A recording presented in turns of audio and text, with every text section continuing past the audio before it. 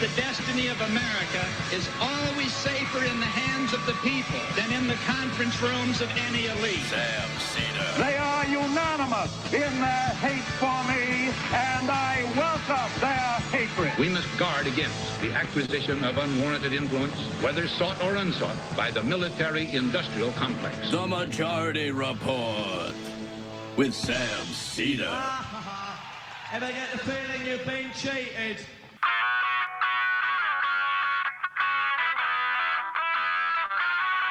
It is Thursday, February 23rd, 2023. My name is Emma Vigeland, in for Sam Seder, and this is the 5-time award-winning Majority Report.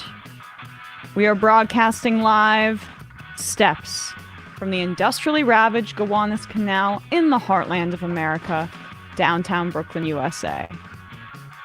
On the program today, Trevor Aaronson, investigative journalist behind the documentary podcast Alphabet Boys, on the FBI's infiltration of Black Lives Matter protests. And later in the program, Zach Siegel will be joining us to talk about Chicago's mayoral race, which is next week, right? Primary? Meanwhile, the number of people filing for unemployment benefits has decreased last week, a part of a multi-week trend. Trump visited East Palestine, Ohio yesterday, buying firefighters McDonald's and giving out Trump-branded water. Biden was abroad. I guess he's back, or might be back soon. But still hasn't showed, and neither has Buttigieg. So another unforced error by the Democrats. It's just inexcusable. Under massive pressure, Norfolk Southern has reached an agreement for 7 paid sick days with the BMWED union, which represents around 3,000 workers. An ADL study of 2022 U.S. mass killings found that every extremist-identified killing last year was a right-wing one. And the majority of those were also white supremacists. A New York federal judge has rejected the Biden administration's effort to steal frozen funds from Afghanistan and give them to 9/11 victims. Jared and Ivanka subpoenaed in the January 6th grand jury investigation. In Florida, a reporter covering a fatal shooting of a woman was killed, as well as a 9-year-old girl and someone else, when the shooter returned to the scene a second time. The Israeli military has bombed parts of the Gaza Strip after Palestinians sent rockets over, retaliating because the Israeli forces killed 11 Palestinians yesterday. Ahead of the State of the Union, Bernie met with Biden and pushed him to raise the cap on income tax for Social Security. Might have influenced Biden's rhetoric, but we'll see if he incorporates that into his budget, which we'll see in a few weeks. The former Republican Arizona AG reportedly covered up evidence that disproved election fraud claims. Initial polling in California shows Adam Schiff and Katie Porter well ahead of the rest of the field. The U.S. is expected to increase its Taiwan troop presence by multiple times over, another escalation. And lastly, the Colorado Springs shooter, the one who shot up the gay nightclub, LGBTQ nightclub, I should say, turns out he also ran a neo-Nazi website. Oh, the guy who lied about being non-binary? Yeah. That a lot of people ran with, but we haven't talked about since? It was classic troll stuff, and I'm glad we called that out on this show, by the way. All this and more on today's program. A little bit of a contradiction. Thank you, I am Jeff. Buttigieg is currently in East Palestine. My critique still stands. Biden had 2 weeks before his international trip to go, has not gone. Buttigieg was not, by my understanding, in Ukraine, could have gone before this time period. And Buttigieg is not a substitute for the President of the United States. Sorry. There might have been some power struggle with Governor DeWine, I'm sure that's the case, but Biden's the president of the United States. He can go to East Palestine go to the if he wants Pennsylvania to. and get as close to the border as Exactly. There's no excuse for this. I mean, they are consistently behind the narrative on things like this. And I know that this might sound like a shallow critique because it's optics related, but this is a state that used to be considered purple as recently as like 2012. And I mean, even was considered in play in 2016, and it just keeps getting redder and redder and redder. And Sherrod Brown is up for re-election next year. So this stuff matters. Showing up matters. And this is not going to be forgotten that Trump showed up and was buying people McDonald's and showing face there in a district that's already pretty red. But this is going to be a statewide narrative. And it's not because like Trump has this, it's not because it's like, oh, like look at Trump showing his sincere care for the people of East Palestine. It's more like you being Biden, let Donald Trump make a publicity stunt out of East Palestine before you did literally even pay lip service to these people after a train derailment. Right. I mean, I know that it's just optics, but optics, I'm sorry we cover politics on this program. This is American politics. It's all optics. And politics is performative. Optics is politics. Well, you have, I mean, Joe's going to want to be Union Joe against all these, like, you know, these elitists like Trump and stuff. And I think this is about, like, the national message about them supposedly being a working party, which is what they realize the national mood wants, despite them not actually wanting to be it and failing with the rail strike, failing with this, still dragging their heels on, like, whether it's really, do we really want to, like, use the bully pulpit? And also, like this is just a common, like they can't speak for workers. Like Bessemer, Alabama, another failed the strike got broken. Yeah. And it's like Hamilton Nolan had a good piece on that, and it's like why won't they do the thing that they say they want to do? And it's like because they'd rather just get the press releases off and satisfy the people that are going to be satisfied with that. Right. It also adds another level to the our critique here of Biden's politics is that Trump is in part like responsible because of the deregulation that happened under his administration. And there's been really no aggressive messaging on that front or effort to tie him to that. They're just kind of throwing their hands up and then letting him fill that vacuum with photo ops. Because they'd rather just say like, well, it's actually those braking regulations wouldn't have maybe stopped this train, because they don't actually want to use this as an opportunity to push forward a heavier regulatory agenda. They'd rather be nuanced and McKinsey about it and say like, well, let's really like study this. But this should be a shock doctrine moment for the left, and we don't have a Democratic Party that is willing to use things like this. Like nationalization should be on the table. It is. And all the unions are calling for nationalization. I mean, if Union Joe is Union Joe, let's do that. And so like to the extent like all of this sort of like stuff is simulated, and like that's actually where we should be going. And if, you know, I know DeWine hasn't even showed up either, right? He's hands off. Certainly not, yeah. There's Norfolk Southern donates to DeWine. Okay, where are the Biden administration officials on cable news making that case as well? I think it was the same. I think Buttigieg and DeWine showed up on the same day. Okay, DeWine did show up. All right. But in the sense of like all of it. This is what happens when I read the news at 9 a.m. But all this is to say is like they're coming now almost after the saturation of calls for them to do so. Buttigieg only went right after it happened. This was not finished or resolved after a day. Yes. Like to try and basically pass the buck and beat around the bush shows both ends of the stick of how like they're not handling this. And this is about like I see a comment like who would he have won over? These people are Trumpers. Like first of all, I don't know that that's necessarily true. Certainly the people that showed up, but like this is about national messaging. Exactly. Like they're workers even in statewide messaging. I mean, for Ohio. but like to be honest, like that's less important to me. Like because I hope Sherrod Brown wins, and I'm glad he's doing what he's doing. But like this is a national message problem, and they fail this is like. As they're trying to pivot towards the national election and like the GOP primary season, they have like Biden out there saying, you know, I've been looked down by guys like that. Like you broke the rail strike. Yeah. And like, it's cool. Like I am fully here for the time saying that, yeah, the Republicans voted against that and there was no support on that side. take care of your own stuff. Like because this sort of dance around again, where we're going to be really nuanced about what caused that crash instead of using it as a moment to push forward what we want. And like the thing is, we don't want the same thing as Joe Biden wants, because the rail strike in December, that was a perfect example, and the rail executives were not concerned about that at all, and that's really the problem we have right now. Right. Well, with that said, I wanted to highlight this story too off the top.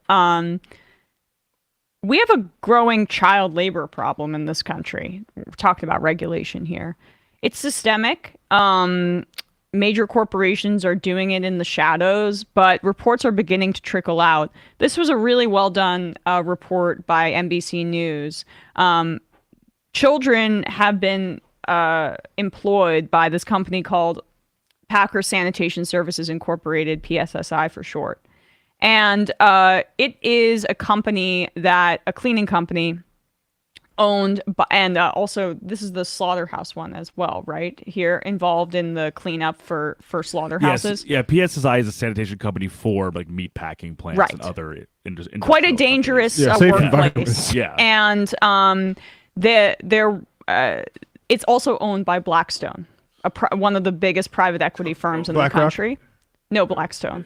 Oh, well, okay. Yeah. Sorry. And don't you worry. But it's been passed around PSSI from different private equity firms over the past few years. And what essentially private equity does there is they gut these kinds of companies, and Blackstone in particular has been operating with this company using a profit model and transactions called dividend recapitalizations, where they essentially indebt the company and then extract money and collect dividends for themselves. We got to tighten our belts. It's a very aggressive approach for people at the top, and private equity does this kind of stuff all the time. They then have to pay, cut labor costs, cut safety costs in this kind of instance, because they've indebted the company, and they cut costs on labor because they need to kind of build back up the profitability of the company after they've enriched themselves. And now they're cutting corners on labor and on regulations in the form of child safety, child labor in these instances. They're trying to get away with it, but luckily there have been some whistleblowers. Here's the report from NBC News. Tonight, alarming accusations about what happened inside this Nebraska meatpacking plant. Migrant children like this boy, who federal investigators say was put to work in a job that can be incredibly dangerous. Could anybody mistake these children for adults? I don't think there's any mistaking these children for adults. Investigators say the child workers arrived for their shift at night, many of them from Central America. They were employed by cleaning company Packer Sanitation Services, Inc. to sanitize equipment inside the plant. PSSI has 17,000 workers. Of those, investigators say the company employed more than 100 children, aged 13 to 17, and 13 plants across 8 states. Last October, labor investigators say they found nearly 24 children, some as young as 13, working here inside this massive slaughterhouse, cleaning up blood and animal parts in the overnight shift. Nebraska immigrant advocate Audrey Lutz has been helping some of the child workers from Guatemala, who she says are scared to talk to us. I think these youth are afraid because they don't know the systems in this country that were meant to protect them, because those systems failed. We spoke to a former PSSI manager who asked that we conceal their identity. Did you ever see kids, people who looked like kids, working inside these plants? Yeah. How young do you think they were? Probably as young as 12. How did that strike you when you saw someone that young working a job like this? It kind of makes you sick. When you walk through the plant, you can't walk through it without getting animal parts on you or blood all over you. The company disciplined an employee in 2021, according to an internal PSSI report reviewed by NBC News. The employee, who handled hiring for multiple plants, was found to have hired the same known minor 2 separate times in the span of 6 months under 2 different names. The punishment, according to the document, a demotion and a hiring policy review. Were managers ever worried that they'd be disciplined for hiring children? No. The former manager says the more common outcome was to hold the frontline worker accountable. You would just terminate the child, terminate the undocumented worker. In December, the company signed a consent decree saying they would abide by child labor laws. PSSI telling NBC News our company has a strong corporate commitment to our zero tolerance policy against employing anyone under the age of 18 and fully shares the Labor Department's objective of ensuring full compliance at all locations, and says they are taking steps to prevent individuals at the local level from circumventing our wide-ranging procedures. Shannon Roboyedo was the lead investigator for the Labor Department. How is this investigation different from what you've seen before? I've never seen child labor violations to this extent. Just the sheer number of kids that were working. I've never had an employer or their representative impede my investigation like this, just so brazenly. PSSI says it was fully cooperative in the Labor Department's investigation. Sure. Well, they got fined $1.5 million. Sorry, but that's not I just did the math on that. For 102 kids, that is under $15,000 per kid. Mm-hmm. So if this was so sort of outrageous and haven't seen anything like this before, why are people going to jail? Like, there should be massive jail time for all these people. And more broadly, anytime that somebody is exploited for labor because they are undocumented in this country, that should be immediate jail time for the capitalists that is exploiting their labor, and immediate citizenship for them and their family. And when well, good thing that the Biden administration, after the expiration in Title 42, has decided that they're going to implement like a more permanent policy that says if you enter the country illegally, you're ineligible for asylum. Indistinguishable, by the way, from the way that the Trump administration has approached migrants crossing the border. And Joe, they're still going to call you an open border president. So good luck with that. I hope there's some constitutional challenges. Again, the tough on the border stuff from the right is that's for these same bosses. Yes, because that they know that, oh, you want to start talking about how we're hiring 12-year-olds to clean up pig guts in machines that kill pigs. Yeah, we're going to get this police force that Trump made for us. And well, I mean, since the Bush administration, this Border Patrol, we're going to get these guys in here and we'll see how you like them. It's a form of labor discipline. Yeah, exactly. Where they are able to create such an insecure and precarious situation for migrants in this country that they are in constant fear of deportation and are constantly taking as low of wages as possible, so much so that they have to put kids in as young as 12 years old, their children, to just survive in the United States. This is systemic. I mean, apparently PSSI, they've been caught doing this for more than 100 children around 13 meatpacking plants across the country. Guarantee you what has been discovered is just the tip of the iceberg. And a lot of these, massive cleaning conglomerates, companies acquired by private equity that are trying to squeeze every ounce of profit out of these kinds of companies. This is what's happening there. And they would rather have plausible deniability, private equity companies like Blackstone, or that's what they rely on, frankly, because they have an understanding that these kinds of practices are happening. That's why they say at the local level. Yeah. They're trying to divert attention from their financial model being an incentive for this exact kind of process. Not even an incentive. It's a directive almost. They just don't want to have they have their hands be dirty. They're just trying to suck as much profit as possible out of useful industries, and the only thing that can challenge that is if there's a PR problem, like for instance, we're hiring kids and they're getting hurt. And maybe maybe they end up selling PSSI to another private equity firm, but the model is still going to be the same. Yeah, I mean, it was I can't remember the car factory was it Alabama? Was it Toyota plant or I maybe should get that, but there's some car factory in the South that was doing the exact same thing. This is not just going to be this nasty PSSI. And if it was Hyundai, yeah, and like this is just something that I think is underreported more than maybe worsening.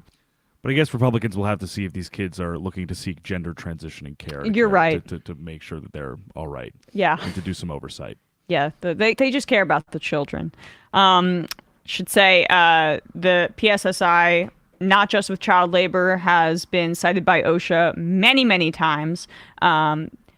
Training failure for workers handling liquid nitrogen at poultry processing. Also, there have been multiple workers who have died at that workplace, PSSI, due to nitrogen leaks, and hospitalizations have come as well. Yeah, I mean, we saw during the pandemic that could be those children. Governors were thinking about bringing in the National Guard to run these things because of sickness, stuff like that. That should be in the cards for this sort of thing. Like not only should these executives be jailed, companies should just be taken over by the government in a lot of these situations. This is 102 kids. That's the ones you know about. The ones we know, yeah. And I mean, and you get paid about $14,000. Like you're probably saving. That's probably a good deal. Yeah, I mean, especially for like private undocumented equity, which is kids too, right, yeah. Exactly. And so, good job to NBC's Julia Ainsley on that report. Wanted to just give her credit there. All right, guys, we're going to take a quick break, and when we come back, I recorded this interview yesterday with Trevor Aaronson, Alphabet Boys. Download it now. It's so good, and I probably praise it almost sickeningly in that interview, but it's excellent. Really a huge fan. So check out this interview. We'll see you on the other side, and then we'll be speaking to Zach Siegel about the Chicago mayoral race.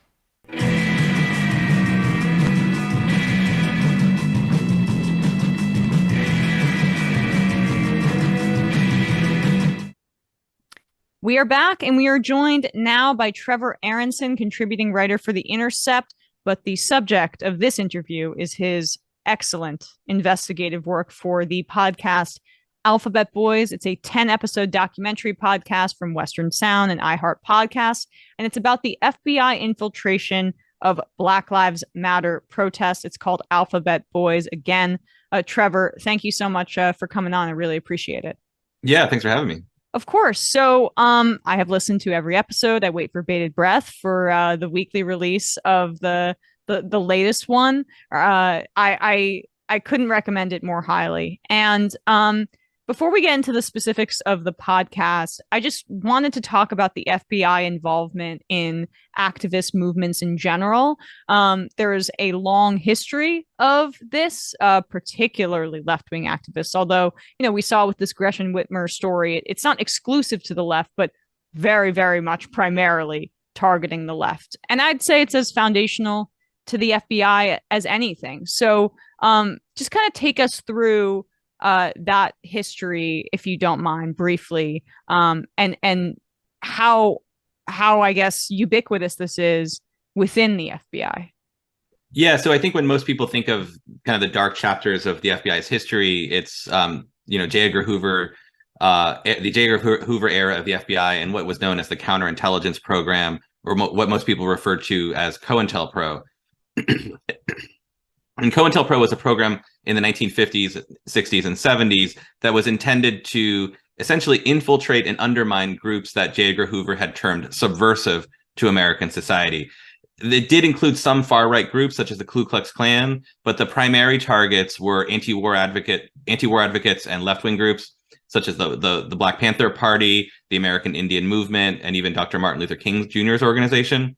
And what Hoover's FBI did, which was later found to be illegal, was insert informants into these organizations and build files on people, as well as accuse other leaders and real leaders of being informants themselves, a practice known as snitch jacketing that was used to devastating effect against Black political groups, particularly the Panthers, in that it undermines the organizations by sowing distrust, making members feel that their leaders might be FBI informants and might be cooperating with the government, so can't be trusted. And so what's particularly corrosive about COINTELPRO style tactics is that they were used kind of under the guise of looking for crime, but really had the effect of undermining political movements more than anything else. And there were a number of very egregious things that the FBI did. Among the things that was documented by the Church Committee, which was formed to investigate these abuses, was that the FBI sent anonymous letters to Dr. Martin Luther King advocating that he kill himself.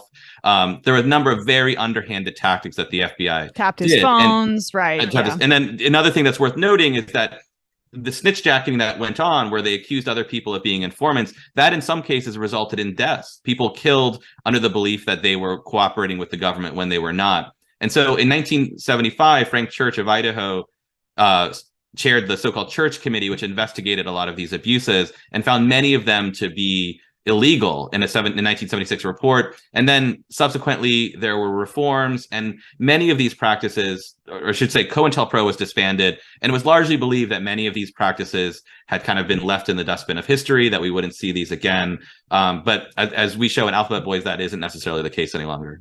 Oh, yeah. I mean, I think I'm not saying that you're saying this, but I think it would have been naive to assume that they would do away with these kinds of tactics, given how, as like J. Edgar Hoover's name is on the FBI building. I mean, his DNA is just, it's within the organization. This is exactly the intention, at least in part, of what the FBI is supposed to be doing.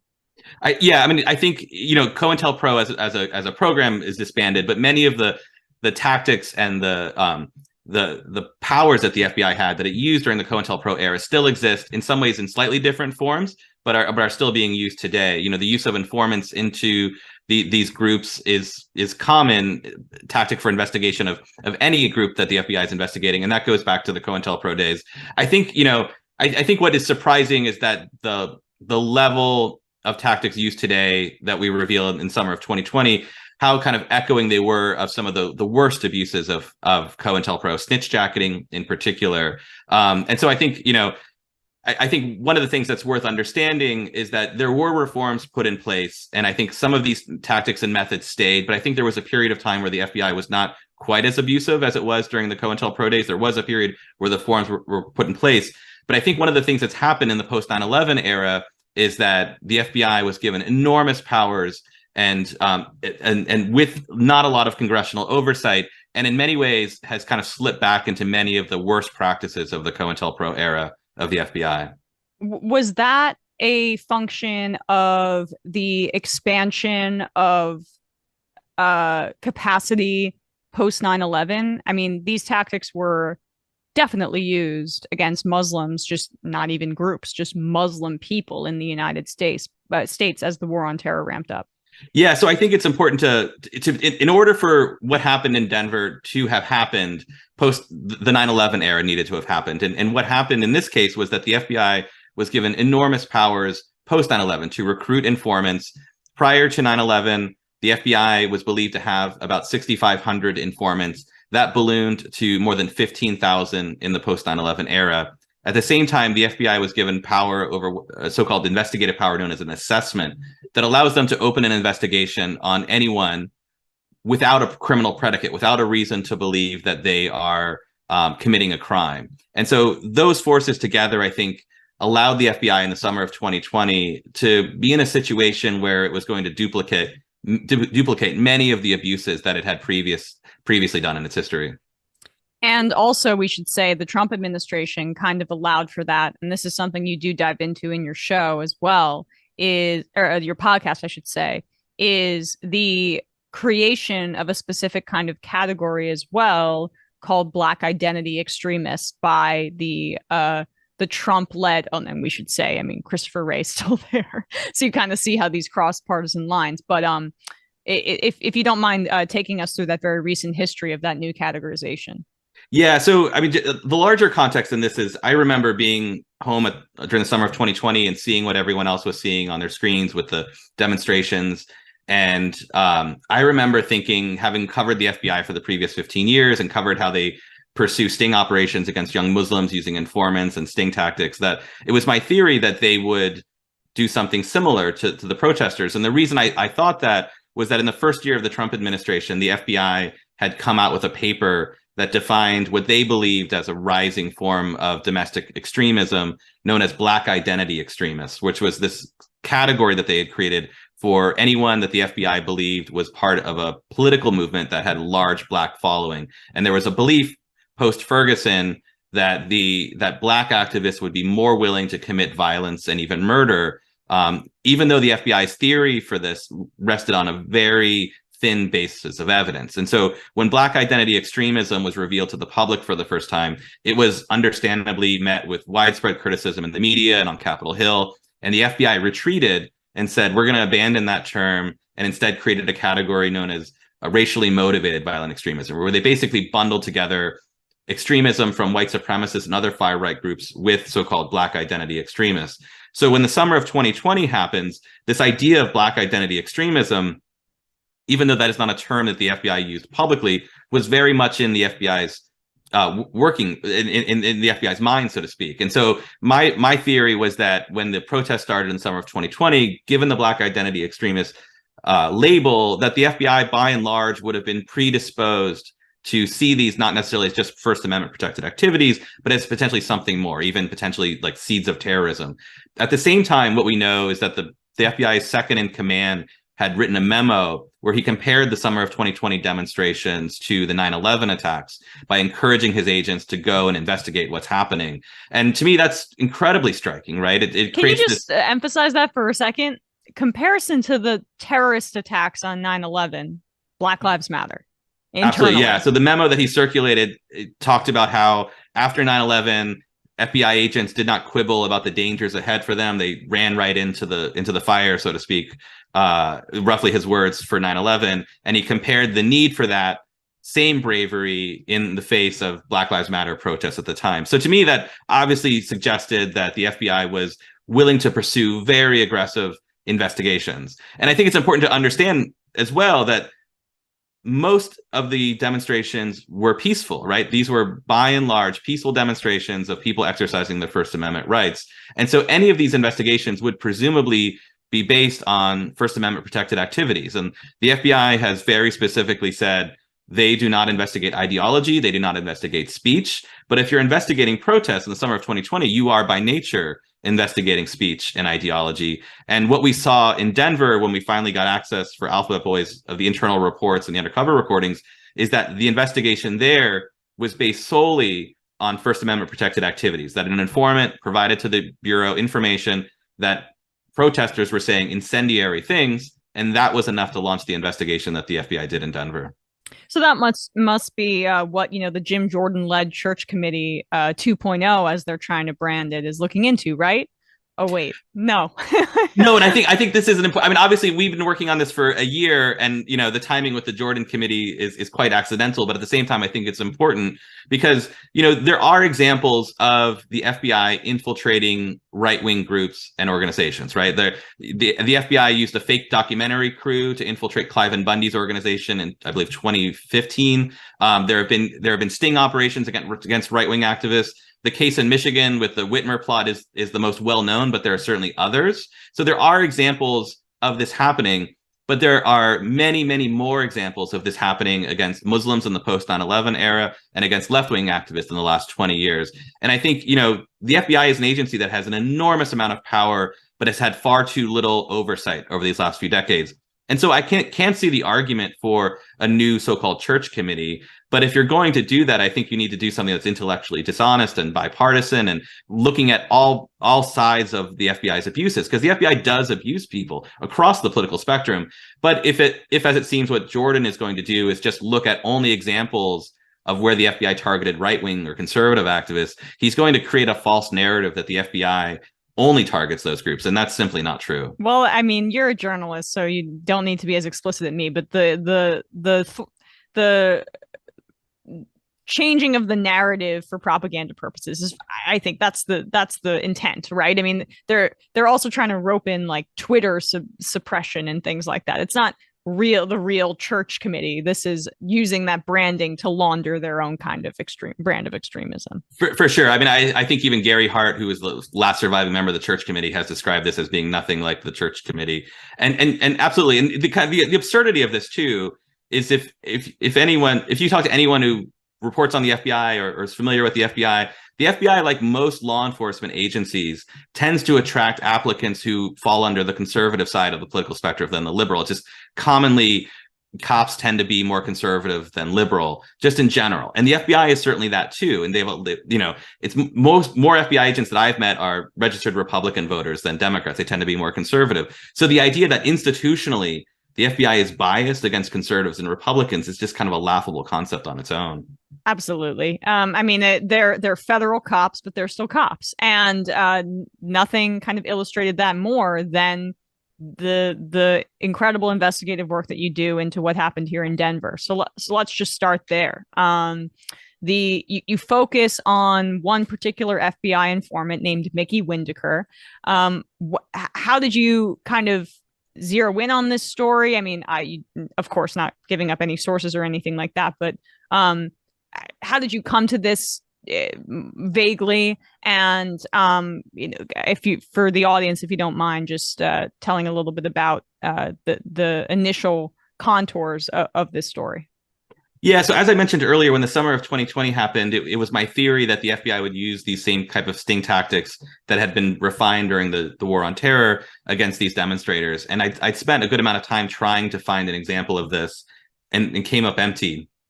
And then finally, about a year ago, I was able to get access to about 300 pages of internal FBI reports and about a dozen hours of recordings from the FBI informant. And what it showed was that in the summer of 2020, this informant named Michael Windecker, he went by Mickey Windecker, a violent felon with a long, long history of deception, had gone to the local police. And in every major metro area, there's something called a joint terrorism task force, which is a partnership between the FBI and local police. He goes to local police, says he has information about protesters. They then refer him to the FBI, and he tells them, I know these people. I go to the protests, and they are using incendiary rhetoric. They're saying, we want to burn the city down, stuff that, certainly is protected by First Amendment rights, is questionable, but also stuff that was like all over the news in Denver, right? So this wasn't like he was providing very secret squirrel information, right? This was just stuff that you could have picked up watching the news. And yet the FBI hired him as an informant and paid him tens of thousands of dollars to infiltrate the movement. And what's so striking about him is kind of that he has a cartoonish quality. This was a guy who was pushing 50. He had tattoos all over his body. He drove a silver hearse and he put a bunch of guns in the back and he just rode up into the demonstrations. And what he did that was quite sophisticated, if not maybe accidental even, was that this was a guy who was naturally suspicious. He was much older than most of the demonstrators. He was a white guy with tattoos that looked like a biker, not someone you'd necessarily picture as a racial justice activist. But he allied himself very quickly with some young activists who were impressionable and a bit naive. And I think that ended up disarming a lot of the other protesters who thought, okay, well, if these young activists are with him, he must be okay. And what he did once he got inside the activist groups was that he started, just like the FBI did in the 1960s, started accusing the real leaders of these activist groups of being FBI informants, or so-called snitch jacketing. And then when he sowed enough confusion, he ended up creating a leadership vacuum that he then filled, and then was able to encourage some of these demonstrations to become violent, and also specifically tried to set up some activists in crimes. And he was successful in one. I mean, I want to talk a bit about the profile of Windecker, because honestly, it fits a lot of what you see wannabe cops who end up committing kind of like acts of violence on themselves, committing acts of violence themselves, obsessed with authority, that kind of profile. It's a through line with right-wing figures and kind of like even the Proud Boys or Oath Keeper types, for example. But he specifically like set up a guy named Zeb to end up buying a gun for him which they ended up actually like arresting this particular individual, and he successfully was able to entrap him, essentially. Tell that story if you don't mind. Yeah, so it's important to understand that Mickey portrayed himself almost as like a mercenary. He claimed to have fought with the French Foreign Legion. He spent some time with the Kurdish forces in Iraq, the Peshmerga. He had pictures of dead ISIS soldiers on his phone. So he'd show these pictures of dead ISIS fighters with him standing over them. And he gave off this impression that he was a very, very violent dude. And in fact, he was one. But what he made part of his identity as an FBI informant, as an undercover activist, was this kind of looming sense of violence, that if you betrayed him in any way, something might happen to you. And that was in some ways how he was able to get activists to do things that they might not perhaps otherwise have done, because they were just scared of Mickey. And so one of the first attempts that Mickey did was to try to stitch together a very, very elaborate plot, something in line with what you saw with the Michigan Whitmer plot, which was that Mickey took two activists and tried to encourage them to engage in an assassination plot against Colorado's attorney general. Ultimately, both men were like, no, I don't want anything to do with this, and backed out. And so then the FBI is left with a situation where they don't have any criminal case to pull. And so what they do is they take one of the activists, Zeb Hall, and they have Mickey give him money and ask him to buy him a gun. And what was particularly problematic about what they did was that Mickey had a hearse full of guns. All the activists described how he had this silver hearse and there were guns in the back. There's a video you can still watch on YouTube of him standing in front of a gun. And so he claimed to be a felon, but he had lots of guns. As Zeb says, that he was confused about the legality of what Mickey was able to own. And at the same time, he was just scared of Mickey. So when Mickey gives him the money to buy the gun, he admits now it was a mistake, but says he wouldn't have done it were it not for Mickey kind of, scaring him, giving the money, kind of pushing him toward doing that. And so then ultimately he gets $1,500 from Mickey, buys a gun, and then gives it to Mickey. The irony being in this that he used FBI money to buy a gun that's given to an FBI informant who then gives it to the FBI, right? So that no one was harmed in this crime. It was manufactured from start to finish by the FBI. And then roughly a year after the racial justice demonstrations in July 2021, he's ultimately arrested at his workplace by several FBI agents and charged with transferring a gun to a felon. And for Zeb, it's a situation where he could take it to trial. He could argue entrapment, but the federal guidelines are such that it's really intimidating for a person like him with a public defender. If he took it to trial and he loses, he faces up to 10 years in prison. Whereas the prosecutors say, well, just plead guilty and you can take 3 years of probation. So that's what he does. And so ultimately, the crime that Mickey Windecker, the FBI informant, is able to get these racial justice demonstrators to commit is relatively minor. This instance where Zeb Hall purchased a gun for the FBI informant. But what they tried to do was stitch together this plot where they could have announced to the public, look at all these racial justice demonstrators participating in this plot to assassinate the attorney general. I told you they were violent. And what I mean by that is it's important to understand that in the context of this case, of the summer of 2020, the Trump administration at the time was really trumpeting this idea that Black Lives Matter activists, racial justice activists, so-called Antifa activists were dangerous. And this was being echoed by right-wing media at the time. And so if you have a plot to assassinate the attorney general, it fits perfectly into that narrative. But ultimately, they were unsuccessful in pulling it off. They didn't do it. Their goal. They didn't do it, yeah. He was unable, despite all of his guns and all of his incendiary rhetoric, and he was aggressive in it, based on the incredible recordings you have. I mean, you have so much raw material in this podcast that people 100% should check out because you hear it from the horse's mouth, honestly. And body cam footage and the audio that comes from that as well. He was really pushing activists to commit acts of violence, and they didn't end up doing it. And it's almost like the Denver FBI field office wanted to cover their ass because they were unable to actually encourage acts of violence and trick people into doing that through Mickey. And so they had to get one arrest, and a year later they come back and arrest Zeb, who, it should be noted, is also a black man.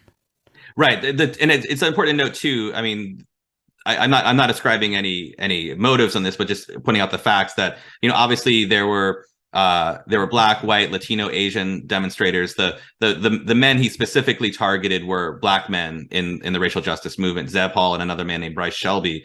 It's also important to recognize, too, I think, that Mickey was trying to get them to move forward in this plot, was unable to do that. But then at the same time was encouraging the demonstrations themselves to become more and more violent.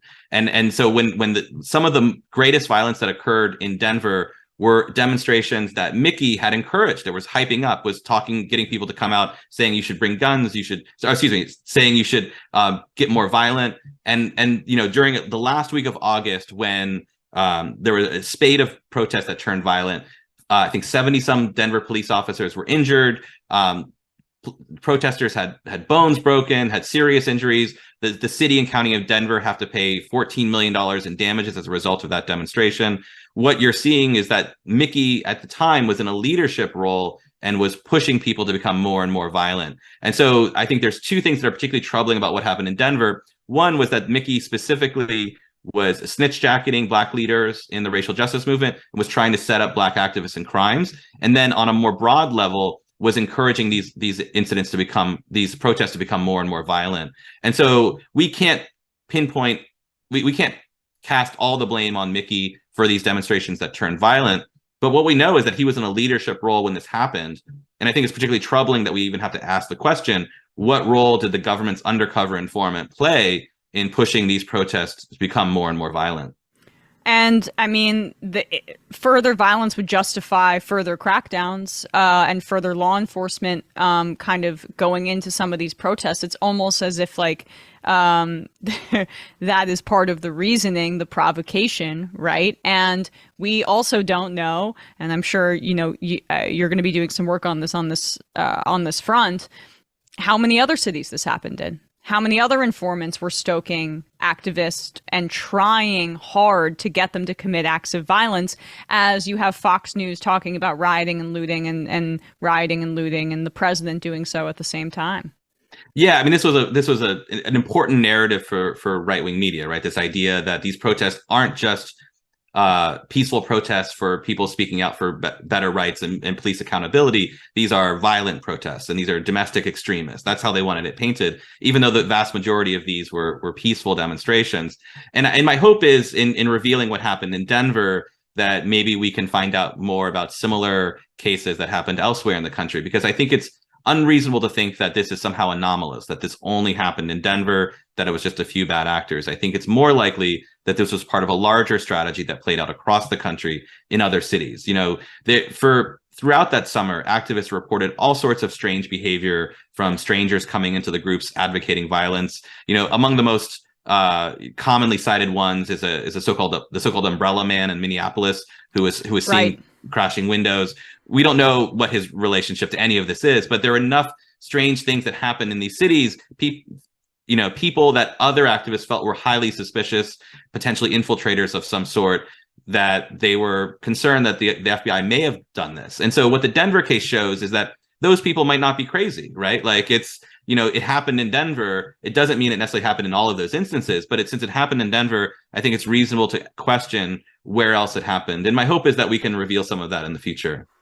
Can you talk about Mickey in particular, Mickey Windecker, and who he was? If you mentioned how he did spend some time kind of cosplaying being a soldier abroad, right? Volunteering and posing with dead bodies. And it seemed like the bodies were there for a long time before he posed next to them.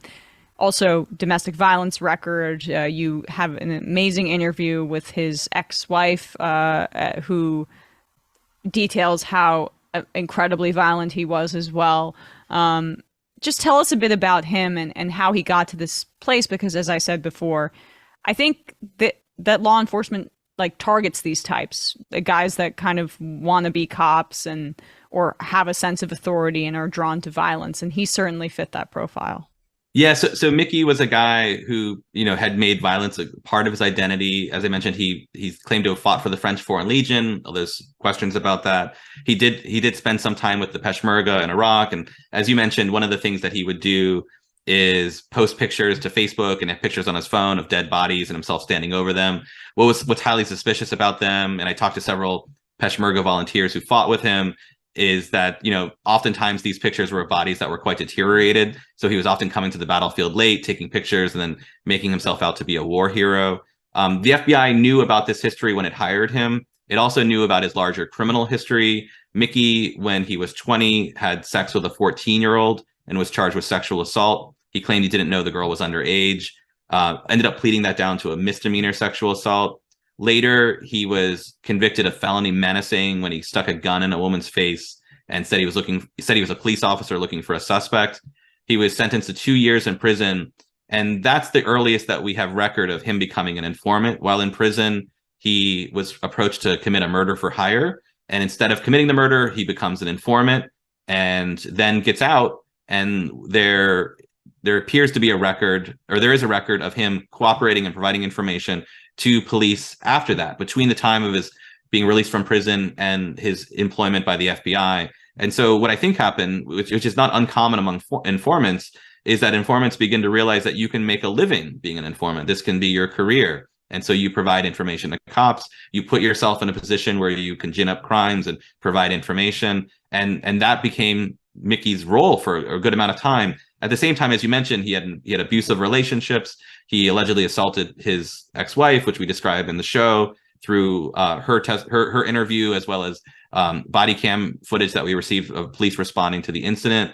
But I think it's important to realize that the context of Mickey going to the FBI isn't someone who is, Mr. Captain America wanting to save the country, sees violence happening and reports it to the police. This was a man who had learned that you can make a lot of money providing information to the police. And so when the protests break out in the summer of 2020, my theory is that Mickey saw it as a payday. He knew that if he could get in there, he's a professional snitch. He's a professional snitch, exactly. And he knew that this was a big case for the FBI.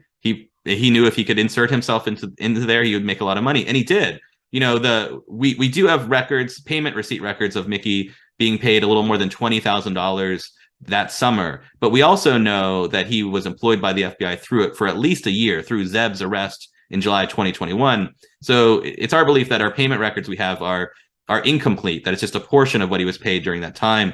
And it's true that informants can make in excess of 6 figures a year. And so Mickey likely realized that by providing information to the FBI about these racial justice demonstrators, he could make a lot of money. And I think it's important to understand the perverse incentive that paid informants have, which is that you only get paid by the FBI if you bring cases. So Mickey couldn't go into the racial justice movement and say, hey, I asked around and I was there and no one's committing any crimes, right? He has a direct financial incentive to push people into crimes. And that's what he did. And that's what informants often do. And this is part of the corrupt nature of the FBI informant program, is that there really aren't any controls in place to make sure that informants incentivized by money aren't pushing defendants or targets of investigations along just so that they can get paid. Well, it's like a quota system, and to a degree, right? I mean, cops have that too. Like, they'll get paid a little bit extra sometimes if they get enough tickets and things like that. No, and I would say, like, it's that structure works for the agents too, right? The agent Scott Dahlstrom handling Mickey probably knew that maybe he'd get a promotion if he proved this big case involving, a plot to assassinate the attorney general, right? There's incentives throughout the line that aren't necessarily in the interest of justice, but are just in the interest of bureaucracy. Well, and I think that speaks as a larger systemic problem with the FBI itself, right? And why, I mean, I know you plan on continuing this podcast, right? Like, as you, the hope is that this story will get more traction, and maybe there will be more things that come to light, and people can come to you if they have any information about, say, more of these kinds of FBI informants in activist groups and Black Lives Matter protests, among others, right? Yeah, so Alphabet Boys is a multi-season show. So the first season is about this case in Denver with Mickey infiltrating the Black Lives Matter movement there. Our second season is about a totally different case. But our hope is that we can tell stories in depth each season, one story told over 10 episodes, where we can look at malfeasance and corruption by federal law enforcement and really ask the question that underlies a lot of these cases, which is, are the FBI creating the bad guys, or are they catching them? And you can argue in the case in Denver that they were very much creating them. And so that's really what we want to look at, is kind of the problematic cases that many of these federal law enforcement agencies are pursuing. Last question before I let you go. How much of this is the Denver field office? How much of it is specific to like field offices making determinations and maybe being more rotten than the other, or more eager than the other? Because of course these protests happen in almost every major city in America. So I'm just curious about if you have any information about where, like, does this come from the top? Is it the rogue field office, or is it? Well, I know it's not a rogue field office. That's bad phrasing. I just mean, like, did it go any higher based on the information that you have? Yeah, so I mean, there are offices that are sometimes more problematic than others. The Las Vegas office of the FBI has a long history of having problematic cases, for example. Denver is not one that has that history. But what we do explore in Alphabet Boys is that the investigation in Denver ended up sparking a separate investigation 90 miles south in Colorado Springs, where they used an undercover cop as the infiltrator. And so what that means, I believe, is that it shows that this wasn't anomalous, right? That it wasn't just Denver and some bad apples there who were getting involved in this. That since it also happened in Colorado Springs, it shows that this was part of a larger strategy that was at least somewhat accepted. And my theory, and we don't have any documents that have a deputy director or anyone signing off on these things, but what we do know is that there are a number of safeguards in place in FBI policy when they are investigating First Amendment protected activities. They do need sign off from headquarters. And so my assumption would be, given that this was First Amendment protected activity, that they were looking at protesters, there would have been some oversight and some sign off in Washington. That's speculative, but I think that's more likely than not. But the larger point I would make is that I don't think it's reasonable to think that this is just a one-off, that this only happened in Denver. I think, Mickey Windecker, the informant there, was particularly egregious for a number of reasons, but I suspect that similar cases happened around the country, places like Portland, Minneapolis, Chicago, New York, other places where there was a lot of activity during the summer of 2020. Well, Trevor Aaronson, the podcast is Alphabet Boys. The first 4 episodes are up as we record this. They're gripping, and I couldn't recommend it more highly. It's in partnership with Western Sound and iHeart Podcasts, and you can also read some of his work at the Intercept. Trevor, thanks so much for your time today. I really appreciate it. Yeah, thanks for having me. Of course. We are back. Hope everybody enjoyed that interview with Trevor Aaronson. I found it to be fascinating, and again, check out the podcast Alphabet Boys. But here now we have with us live Zach Siegel, journalist and researcher living in Chicago, and he recently wrote a piece for Bolts magazine, which I really enjoyed, entitled "In Chicago Mayor Race, Policing Dominates Over Violence Prevention Programs." Kind of gives a rundown of the mayoral race, where it all stands, as well as the candidate's relationship with the issue of crime. Zach, thanks so much for coming on today. Yeah, happy to be here. For sure. So for people outside of Chicago, where are we currently at, big picture, in this race, which is next Tuesday? Yeah, it's really coming up, and the race is really messy. There's 9 candidates, so it's really a crowded, packed race. And at the moment, there's about 4 candidates who are polling pretty high, and they're all kind of the front runners. And happy to talk about all of them. I mean, where to start with is probably the incumbent, Mayor Lori Lightfoot.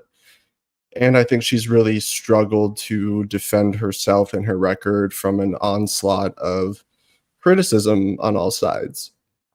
And really, crime, yeah, it's the number 1, 2, 3, 4, 5 issue in the campaign. It's really dominated the race. And so the other candidates kind of are all trying to distinguish themselves on that axis.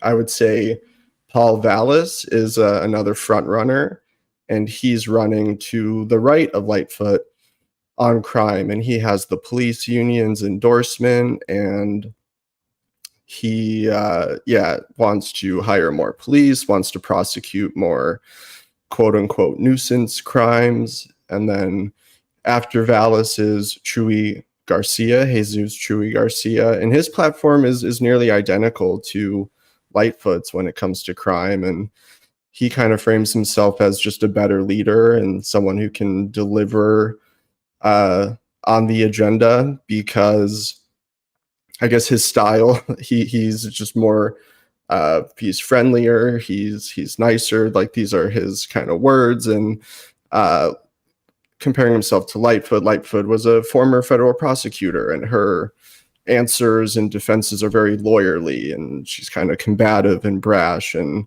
has made a lot of enemies and alienated a lot of her constituencies. And then lastly, I would say Brandon Johnson.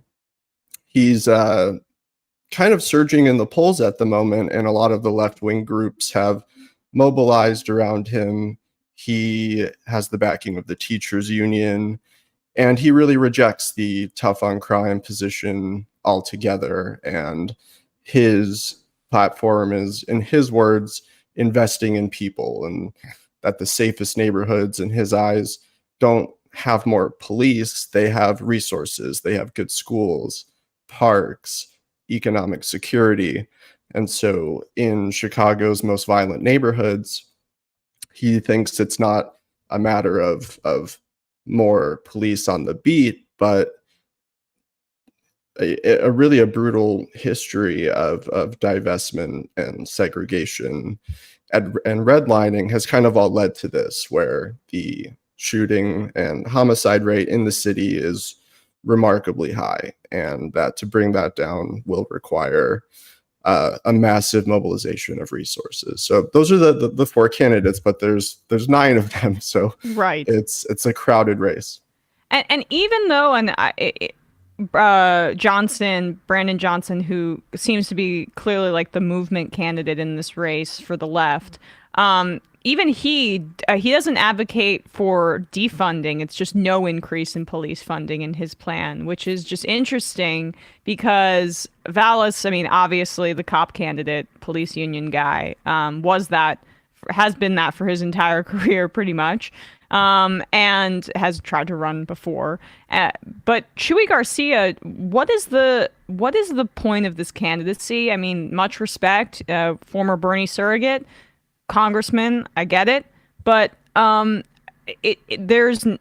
don't really see what the value is, especially if the left is beginning to kind of coalesce behind someone like Johnson. Yeah, the political dynamics are kind of confusing on their face in this race, and I think for voters, it's difficult to sort through all the candidates. And as you said, it feels like there's a lot of redundancies and kind of duplicative candidates in this race. And it does seem like Chuy Garcia and Lightfoot are quite similar in their kind of big D democratic politics. And so it's, again, I think, really regional to Chicago, where Chuy Garcia comes from. Neighborhoods like Little Village, which are heavily Latino, whereas Brandon Johnson lives in the Austin neighborhood, which is heavily Black. And so there's a lot of racial politics and very specific neighborhood politics kind of playing out in the city that might have something to do with why certain regions feel like they need their own candidate. Right. Yeah, it seems like in terms of Chuy Garcia, he just might be better served in Congress. But let's turn to Lightfoot for a sec. I mean, what a precipitous fall from grace. This is kind of the trajectory, I would say, for any big city mayor. It's very difficult to stand up to powerful police unions. This happened with de Blasio. Yes. It's happening with Lightfoot. What were some of the steps that she took politically that you would note as like leading her to this moment where she might be on the precipice of losing in a primary for as an incumbent? Yeah, it's a huge deal for an incumbent in Chicago to be in her position and being kind of vulnerable in the way that she is. Just to put it in perspective, a incumbent mayor hasn't lost re-election in 34 years.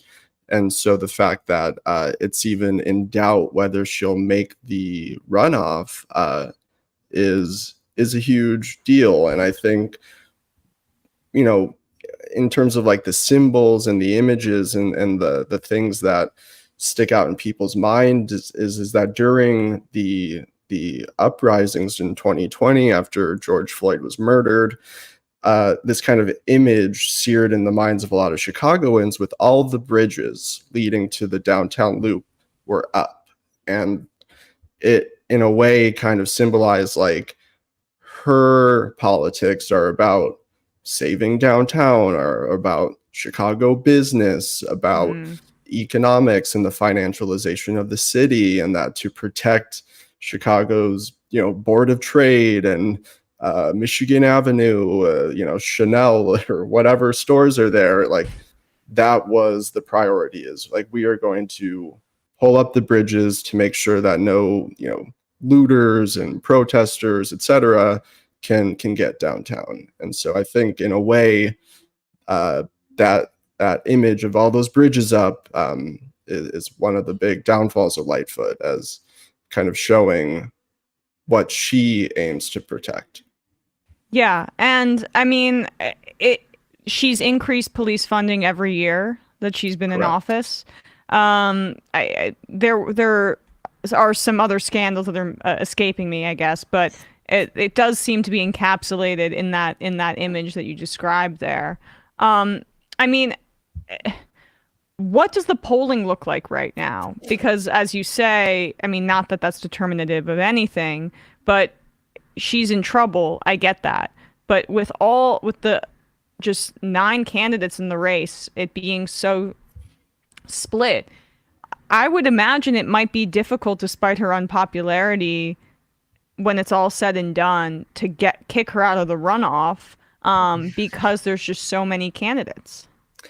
Yeah, Chicago inexplicably has this runoff system. I mean, that's like a residue from the Jim Crow South. Like that's like we think of cities like Atlanta, or in states like Georgia, like they have runoff elections as a kind of buffer to like kind of stifle mass democracy. And Chicago has that. And so the top 2 candidates who we're all voting on next Tuesday, they will then face off head to head in an election on April 4th. And so I say, you know, always to take the polling with a grain of salt, because I look back to the coverage in 2019 when Lightfoot was elected, and she was really considered like an afterthought. Like she was considered the also ran, and everyone was really betting on Toni Preckwinkle, another Black woman, and the same things that you said, which is like, why is another Black woman in the race? Like Toni Preckwinkle seems to have the job. And when Lightfoot got that second seat and faced off against Preckwinkle, she kind of stunned everybody and won and came out of nowhere. And so with the polling right now, it's really hard to say how much of a determinant that will be.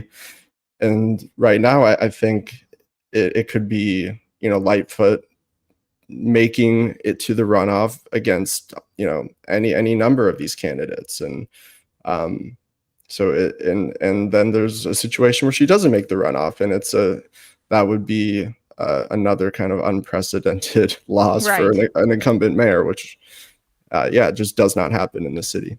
How right-wing is Vallis? I mean, how much of a priority should it be to keep him out of the runoff? It's so kind of confusing from my perspective, because I'm following, especially what people are saying on public safety, and he is speaking out of both sides of his mouth. Vallis will, talk one way to the police unions and to the FOP, and say like he's going to hire more police and he's going to fully fund the police and hire more police officers, and we need more police officers on the beat.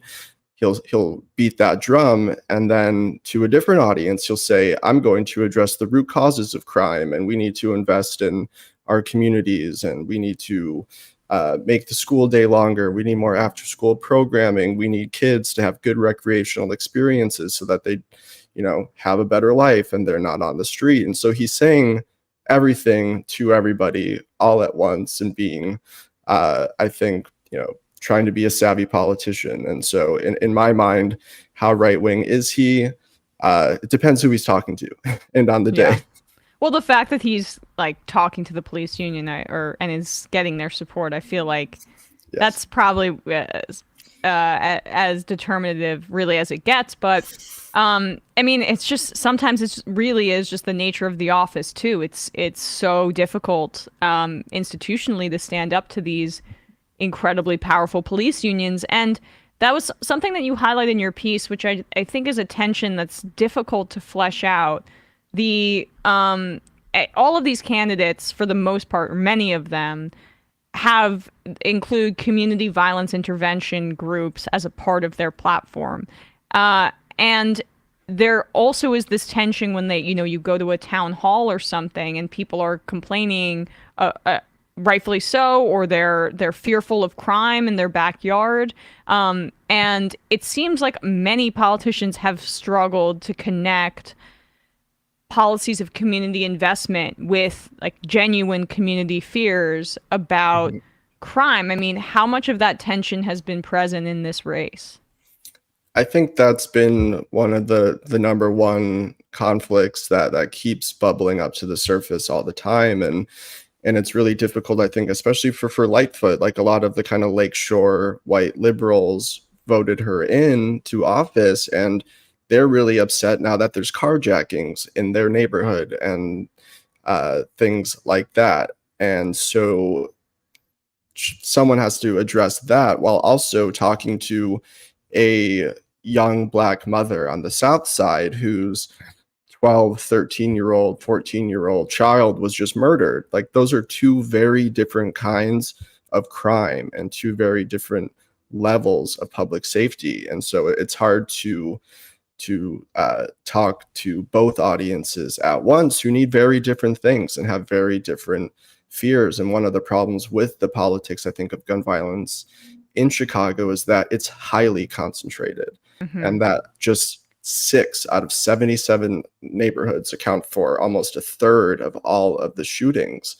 And it just so happens in these neighborhoods, voter turnout is not that high. And so there's like a constituency aspect to this where politicians, just don't really see the Black communities on the South and West Side as the people who are going to put them in office. And so it's just it kind of feeds this vicious loop of neglect that I think has plagued Chicago for so long.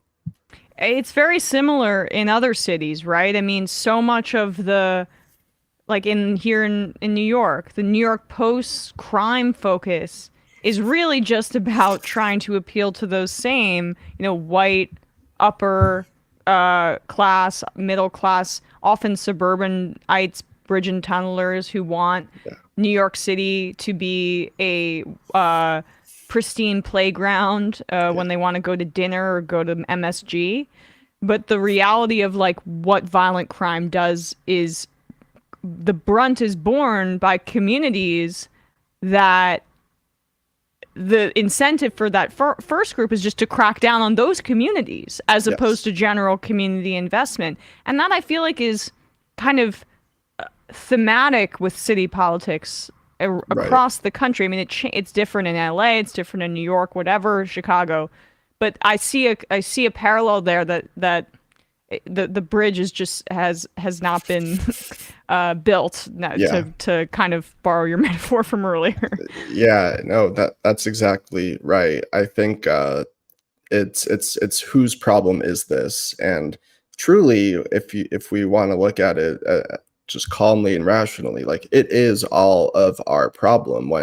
When young people are shot, they go to a trauma center. They get very expensive health care, and we pay for that. All of us do. And I think it's hard for the kind of white liberals in Bucktown and Logan Square, where I live, to kind of understand that aspect of it, that that shootings in the South and West sides do affect us, and not just financially, just as a city. It's the loss of human life is staggering, and no one should be okay. Like, this is not just some fact of life that I think we should learn to live with. 700 homicides every year is obscene, and there are things that can be done about it, which is what my story was really about, which is there are programs and organizations, community violence intervention, as you mentioned, that do have very rigorous programmatic approaches to reducing gun violence. And it starts by investing in those young people who are at extremely high risk of either being a target of a shooting or committing a shooting themselves. And without investing in them, without creating a future and a better life for them, there's just no way to solve this problem. It is about healing those neighborhoods and healing those people who are frankly traumatized. Their exposure to gun violence is far and above what any Iraqi or Afghanistan veteran has ever seen. And they're teenagers in an American city. It is brutal, and it should not be happening. Yeah, absolutely. Lastly, just to bring it back to the race for anybody that's listening that's in Chicago, is it a general consensus that the best chance for a more leftist movement candidate, in this race would be Johnson? Is that really kind of what you're seeing on the ground? Yeah, both on the ground and in polling, he has the best chance of all of the kind of lefty candidates who are in the race to make the runoff. And as I said, there's a lot of organizing around him and mobilizing around him, and people are excited by his message, and so people are really pinning their hopes to Brandon Johnson right now. All right. Well, thank you so much, Zach Siegel. You can read his piece in Bolts Magazine. Really appreciate your time today. And again, guys, voting in Chicago is on Tuesday. All right. Thank you. Thanks so much.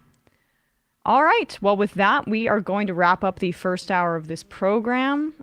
We are going to head into the fun half, where we'll be taking your calls and reading your IMs. You can IM us by becoming a member. Join themajorityreport.com. You can call us at the number 646-257-3920. Matt, what's happening on Left Reckoning? Yeah, we're actually releasing the Sunday Patreon episode featuring Carl Bayer on both the supposed nominally anti-war, anti-trans rally that happened recently. We didn't really expect that to be such a central point of emphasis by a number of these supposedly leftist people to be like, yeah, let's take a swipe at trans people. And we also talk about the Cy Hirsch stuff a little bit like that. We're going to release that for everybody on the public feed, so you can get that. I also want to share, we have at the Left Reckoning merchandise store, we got some merchandise on the last merch sale. Oh, crap.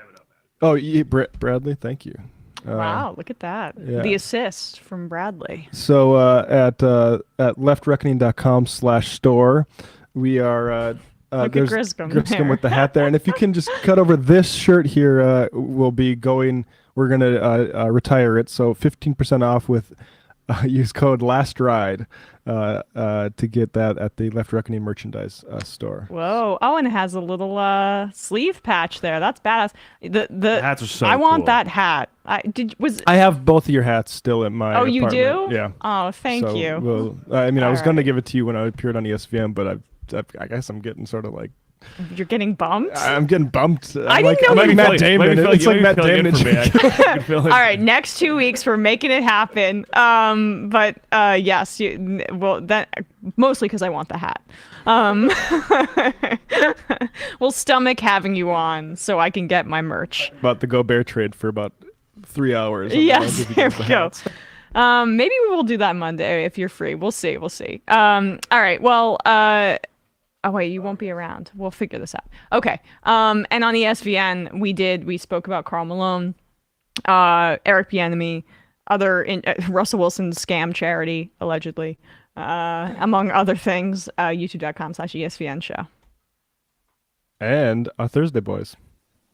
Hey, wow. Hello. You know what it is. Hey. Oh my God, that shirt is beautiful, Brandon. Is that Robert Pattinson? Okay. So I could answer that very quickly.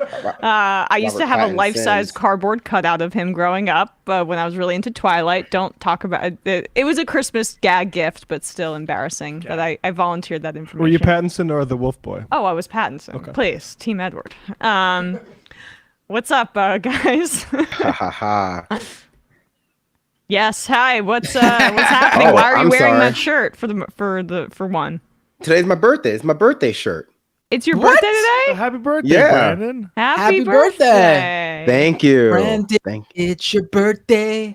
Happy birthday. Oh, wait, maybe Simpsons might I did a non-copyright version. Yeah. I was doing the Simpsons Lisa, it's your birthday song, but all right, well, Brandon, we're going to have to make an extra effort not to cut you off today. Oh, no, I prefer not having to end my own sentences because they tend to just like peter off if you know Brandon, you know I can just peter off there in the end. There you go. What's Boom! Happy birthday. We would have confetti if we had a graphics department or something. What's happening on the discourse birthday, Brandon? I don't know yet because it's my birthday, but ideally a lot of people will be complimenting me. So, it is what it is. Are you doing a live discourse today for your birthday or something? No. Oh, God, no. It's my birthday. Why would I do that to myself? We'll just probably be recording this weekend, so I don't know what's happening yet. Because I'm doing birthday stuff, but I will be doing something very special tomorrow for my birthday that, if you follow me on Twitter, you might get a purview into what I'm doing. It's not related to Robert Pattinson. Okay. That would be great, though. If you're watching, Robert, it would be great, though. Yes. If never Robert know. Pattinson's He could be. He could be. I mean, he's still great. Like the Batman, that was one of my favorite. That's my favorite superhero movie of like the last 10 years. The recent Batman, that was pretty good. So, anyway, I thought he was a really good Batman as well. Yeah, I'm glad you liked it. Yeah, it's like a noir crime version. Matt, what's happening on Doomed and Scam Economy? On Doomed last night, I had on Dylan Burns and Ogle, who's known on Twitter as The Wasting Times, to discuss that weird, bizarre Rage Against the War Machine rally that hit DC on Sunday. That was allegedly an anti-war, anti-imperialist rally, but looked more like some bizarre pro-Russia, anti-Ukraine event. Dylan Burns was there, as he's been doing reporting in Ukraine, on the ground in Ukraine. So he was at DC for this rally. The Wasting Times, aka Ogle, he's been really great on following the speakers and their histories. So definitely check that out at youtube.com/Matt Binder and doomedcast.com. And for you Scam Economy listeners, I'm sorry to say you have to wait just a little bit longer for the next episode of Scam Economy. This winter's been hitting me really hard. Has it been hitting any of you hard? I've been getting sick left and right.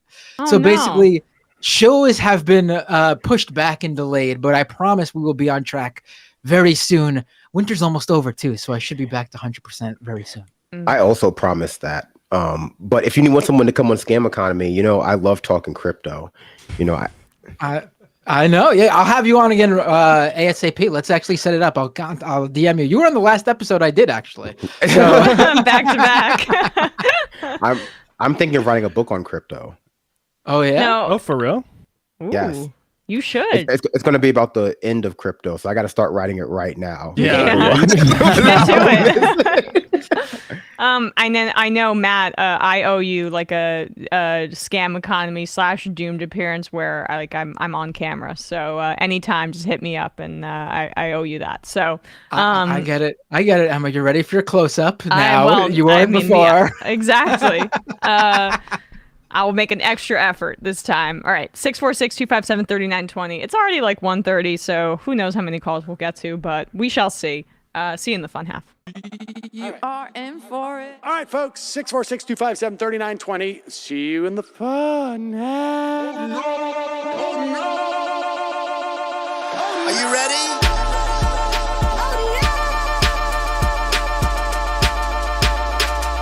Who sent us this? Alpha males are back. Boy is back. And the alpha males are back. Just as delicious as you could imagine. The alpha males are back. Boy is back. And the alpha males are back. Just wanna degrade the white man. Alpha males are back. I take all of it to my throat. Alpha males are back. Snowflake says what? The alpha males are back. You are a madman. And the alpha males are back. Oh no, Sam Seder! What a fucking nightmare! Bring back DJ. Yeah, or a couple of them. Just put them in rotation. DJ Denner. Well, the problem with those is they're like 45 seconds long, so I don't know if they're enough of a break.